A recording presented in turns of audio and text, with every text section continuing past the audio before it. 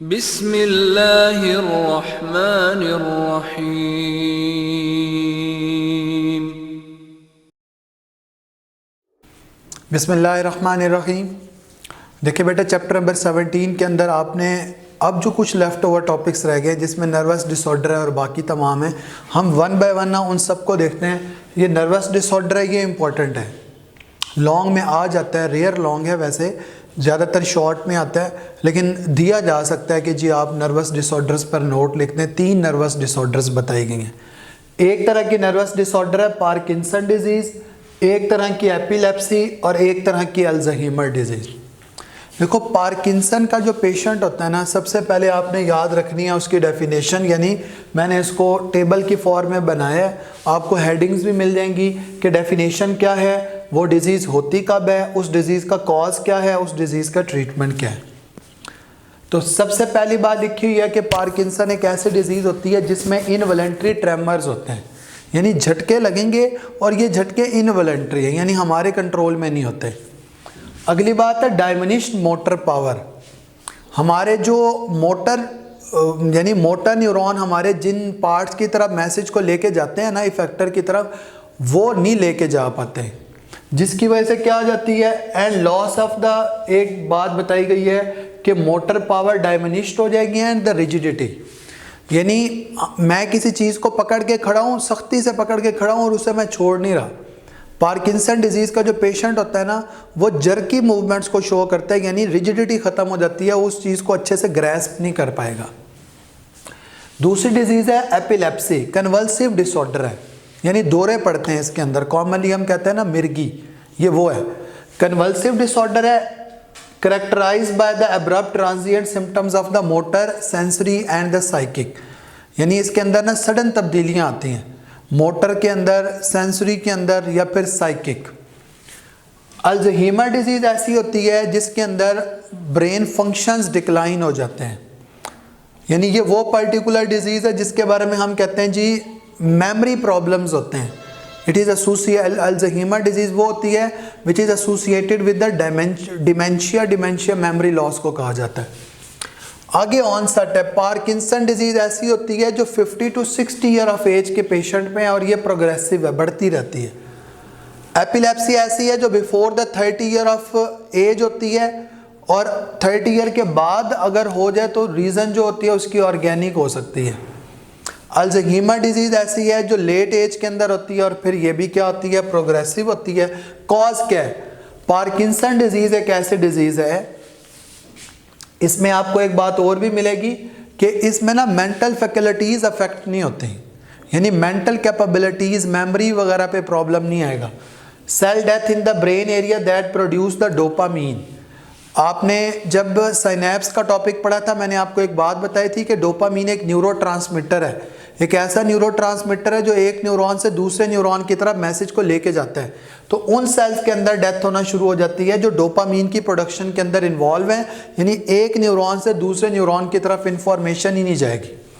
जबकि एपिलेप्सी क्यों होती है, कोई पर्टिकुलर रीज़न नहीं है इसकी, लेकिन ये देखा गया है कि जी इमोशनल डिस्टर्बेंस हो या फिर हम अल्कोहल का इस्तेमाल करें ना, तो एपिलेप्सी जो है आमतौर पे एग्रावेट हो जाती है, बढ़ जाती है, अननोन रीज़न की वजह से है। लेकिन साथ ही बताया गया कि कोई इंडिविजुअल, कोई एपिलेप्सी का पेशेंट है, अगर वो स्ट्रेस में रहता है, अल्कोहल का इस्तेमाल करता है, वैसे ही आप देखो ना उसे दौरे पड़ने हैं, अल्कोहल शराब पी ले वैसे ही टोन रहेगा, तो इसका मतलब ये है कि ये वो पर्टिकुलर चीज़ें हैं जो उसको मज़ीद बढ़ाएंगी।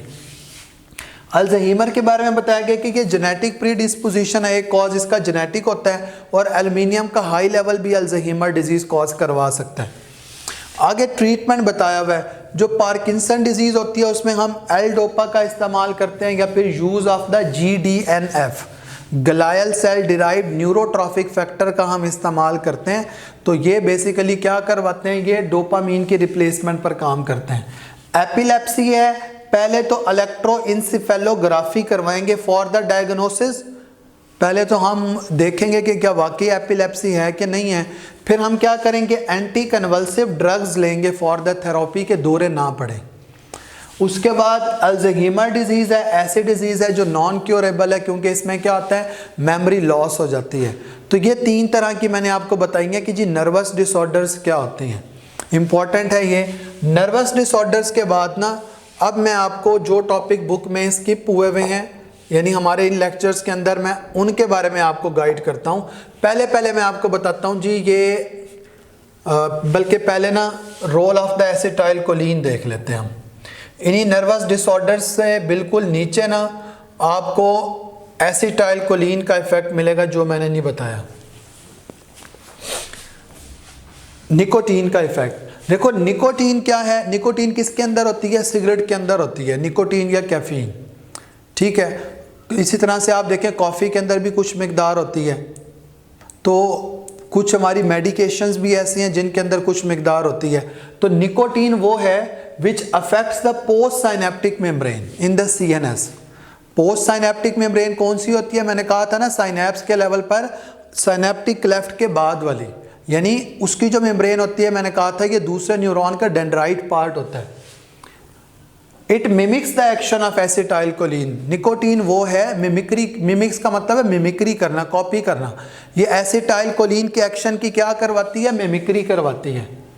सो it is stimulant of the nerve impulse, it increases the heart beat, heart rate को ये निकोटीन बढ़ा देती है, ब्लड प्रेशर को भी और डाइजेस्टिव ट्रैक की मोटिलिटी को भी। इस वजह से आप देखें वो जो स्मोकर है ना, जब तक ये स्मोकिंग ना करे ना इनका डेफिकेशन रिफ्लेक्स एक्टिवेट नहीं होता, ठीक है। तो अक्सर ये वॉशरूम्स में बैठ के सिगरेट पी रहे होते हैं, इसका मतलब क्या है कि ये हमारे डाइजेस्टिव ट्रैक की मोटिलिटी को बढ़ाती है। आगे लिखा हुआ निकोटीन में induce the vomiting and the diarrhoea, बाज़ औक़ात ये वोमिटिंग भी करवा सकती है, डायरिया भी करवा सकती है, एंड इवन में cause the water retention relation by the kidney. तो डायरिया होगा इसका मतलब है बॉडी के अंदर वाटर सॉल्ट बैलेंस कम होगा, तो ये किडनी को अल्टीमेटली अफेक्ट करेगा कि वो वाटर और सॉल्ट की रिटेंशन जो है वो बॉडी के अंदर बढ़ा दे। ये निकोटीन का इफेक्ट है, ये एसिटाइल कोलिन के एक्शन को मिमिक करवाती है और उस जैसा ही काम कर रही है। समझ आई बात। अब पीछे एक लॉन्ग है कि डिफ्यूज और सेंट्रलाइज टाइप नर्वस सिस्टम का क्या फर्क है, बड़ा आसान है ये। हाइड्रा और प्लेनेरिया का फर्क बताया हुआ है, यानी एवोल्यूशन ऑफ नर्वस सिस्टम में बताया है कि हमारा जो नर्वस सिस्टम होता है ना वो 2 तरह का होता है। एक तरह का नर्वस सिस्टम वो है जो डिफ्यूज टाइप नर्वस सिस्टम है, और एक तरह का नर्वस सिस्टम वो है जो सेंट्रलाइज टाइप नर्वस सिस्टम है, और एग्जाम्पल से एलैबोरेट किया हुआ है। 2 तरह की एग्जाम्पल बताई गई हैं। डिफ्यूज टाइप नर्वस सिस्टम एक ऐसा नर्वस सिस्टम होता है जो हाइड्रा के अंदर मौजूद है, जो किसके अंदर मौजूद है, हाइड्रा के अंदर। और हाइड्रा वो है जो फाइलम नाइडेरियन से बिलोंग करता है। और दूसरी जो एग्जाम्पल यहां पर दी गई है वो एग्जाम्पल दी गई है प्लेनेरिया की, और प्लेनेरिया चैप्टर नंबर 10 में कौन से फाइलम से बिलोंग करता है, फाइलम प्लेटीहेलमिंथस। तो इन दोनों का कंपैरिजन बताया गया है। तो हाइड्रा में डिफ्यूज टाइप नर्वस सिस्टम होता है और प्लेनेरिया के अंदर सेंट्रलाइज टाइप नर्वस सिस्टम होता है।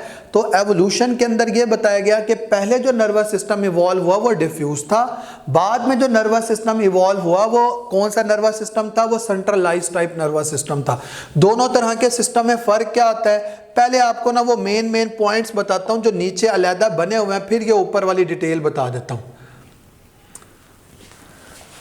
कि जो सेंट्रलाइज टाइप नर्वस सिस्टम होता है उसमें बताया गया कि there is a beginning of the centralize nervous system in the anterior region of the body of planaria there is a bilobed mass composed of the 2 ganglia.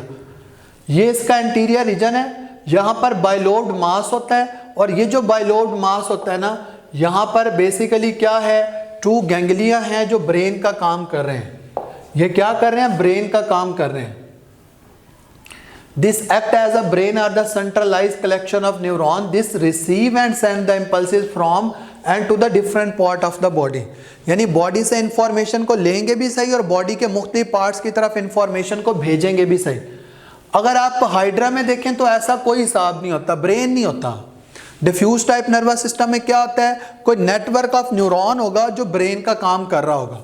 तो इस वजह से लिखा हुआ है कि कंसंट्रेशन ऑफ न्यूरॉन और कोऑर्डिनेटिंग सेंटर, कोई ऐसा नहीं है, only a network of neuron is present. यानी ऐसा बाकायदा ब्रेन नहीं होता बल्कि नेटवर्क ऑफ न्यूरॉन मौजूद होता है। दूसरा पॉइंट बताया गया है कि जो डिफ्यूज टाइप नर्वस सिस्टम होता है ना, उसमें डिफरेंशिएशन ऑफ न्यूरॉन्स नहीं होता। ये जो हम इतने दिनों से पढ़ रहे हैं ना कि एक तरह का न्यूरॉन सेंसरी है, एक तरह का न्यूरॉन मोटर है और एक तरह के न्यूरॉन जो है वो एसोसिएटिव हैं, ऐसा फीचर आपको सेंट्रलाइज टाइप नर्वस सिस्टम में मिलेगा, डिफ्यूज में नहीं मिलेगा। There is the differentiation of neuron into the sensory, associative and motor. In the plane area associative neurons are present in the brain and the longitudinal nerve. जबकि sensory neuron क्या करते हैं, message को brain की तरफ लेके आते हैं। मोटर न्यूरॉन क्या करते हैं, मैसेज को डिफरेंट पार्ट ऑफ बॉडी यानी इफेक्टर की तरफ लेके जाते हैं। आगे बताया गया कि in the hydra there is no differentiation of the neuron, यानी प्लेनेरिया के अंदर बाकायदा डिफरेंशिएशन ऑफ न्यूरॉन है क्योंकि उसमें सेंट्रलाइज टाइप नर्वस सिस्टम होता है। हाइड्रा के अंदर ऐसा डिफरेंशिएशन ऑफ न्यूरॉन्स नहीं होता। तीसरा पॉइंट बताया गया in the planaria at the anterior region the sensory organ in the form of eyes and the chemoreceptors are present. के प्लेनेरिया के अंदर ना आप देखते हो ना आई स्पॉट्स होते हैं, वो सेंसरी ऑर्गन है, जबकि हाइड्रा के अंदर ना आपको ऐसे सेंसरी ऑर्गन नहीं मिलेंगे। हाँ, कुछ सेल जरूर होंगे जिन्हें हम सेंसिला कहते हैं, वो मौजूद होते हैं, बाकायदा सेंसरी ऑर्गन मौजूद नहीं होता। लिखा हुआ there are no specialized sensory organ in the hydra.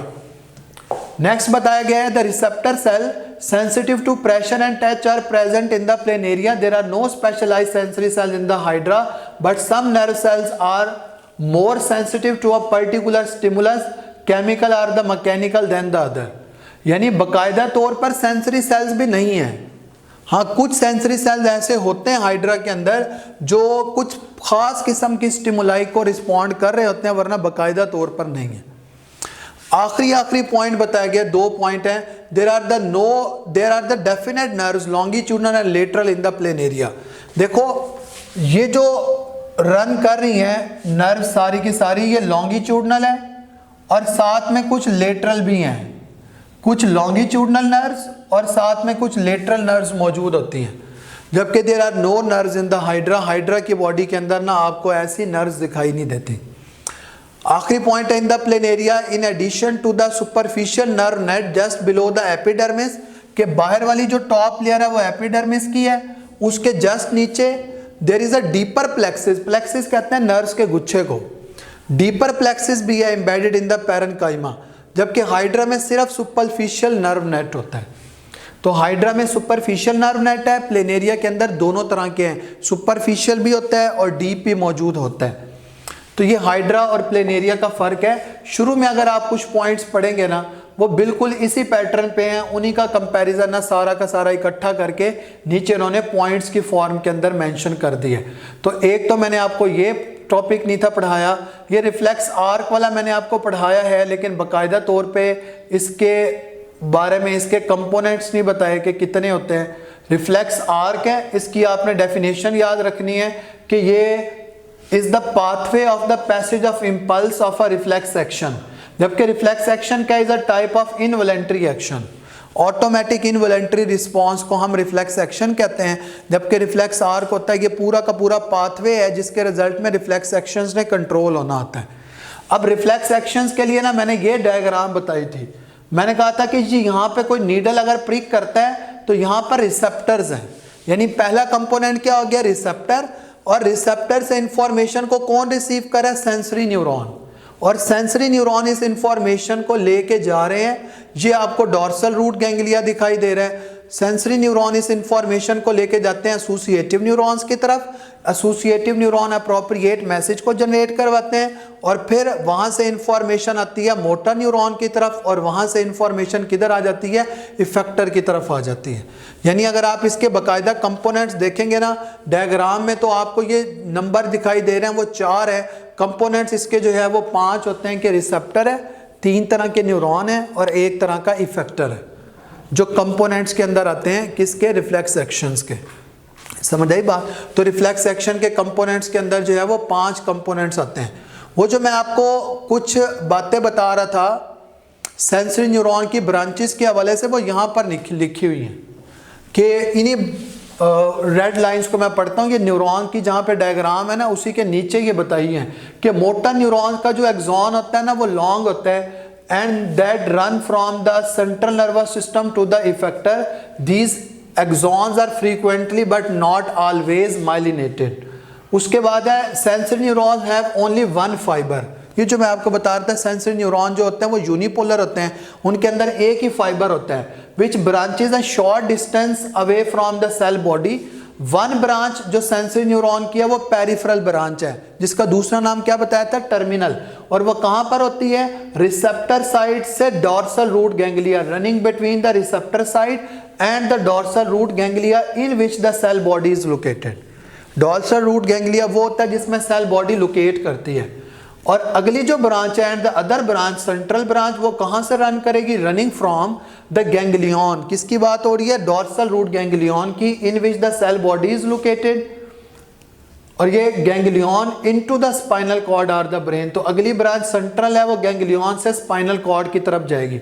अब except for its terminal portion, यानी टर्मिनल पोर्शन को आप छोड़ दो, पेरिफेरल, आपको पूरा का जो पूरा फाइबर है, the entire fibre structurally and functionally of the axon type, क्योंकि जो टर्मिनल पार्ट है वो तो डेंड्रॉन है ना, उसको छोड़ दो, बाकी सारा का सारा फाइबर एक्सॉन टाइप है। Even though the peripheral branch conduct the impulses towards the cell body, कि जो पेरिफेरल ब्रांच होती है वो सेल बॉडी की तरफ मैसेज को कंडक्ट करवाती है। Sensory neuron of this type has no true dendrites, कोई ट्रू डेंड्राइट्स नहीं है। The peripheral branches often look like the dendron because of the direction in which it conduct the impulse, कि जो peripheral branch है वो जिस direction में impulses को कैरी करवा रही है, उस बिहाफ पे हम कह रहे हैं कि ये क्या है, एक डेंड्रॉन का काम कर रही है।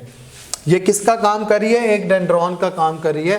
तो ये मैंने आपको बताया कि हमारे पास ना मुख्तलिफ तरह के नर्वस डिसऑर्डर्स कौन सी हैं। नर्वस डिसऑर्डर के साथ मैंने आपको एवोल्यूशन ऑफ नर्वस सिस्टम का फ़र्क बताया।